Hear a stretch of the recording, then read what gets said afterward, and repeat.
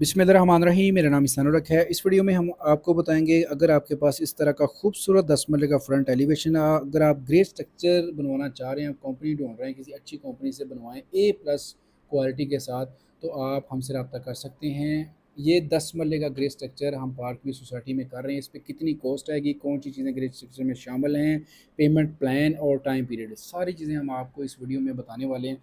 सबसे पहले आ जाते हैं कि इस पर 4 माह टाइम लगेगा जी, टोटल 4 माह। उसके बाद इसका साइज़ 35-65 इसका साइज़ है, कॉर्नर का प्लॉट है जी ये। इसके बाद आ जाते हैं कि इसमें कौन सी चीज़ें शामिल नहीं होंगी। बिजली का मीटर शामिल नहीं होगा, बिजली का मीटर ओनर की ज़िम्मेदारी होती है। उसके बाद कौन सी चीज़ें शामिल हैं, मेन गेट, चौखटें, ग्रिलें, छत पे मार्बल, पानी वाली टंकी, बारबेक्यू पॉइंट, सिटिंग एरिया, सरिया जो होगा 60 ग्रेड हम लगा के देंगे। Seamer, DG, best way, maple Pakistan के टॉप 3 ब्रांड। ए प्लस इसमें heat proofing, water proofing, termite treatment, पौधों की क्यारी, रैंप, सारी चीज़ें इंक्लूड हैं। ऐसी कोई चीज़ नहीं जो हिडन रखी गई हो।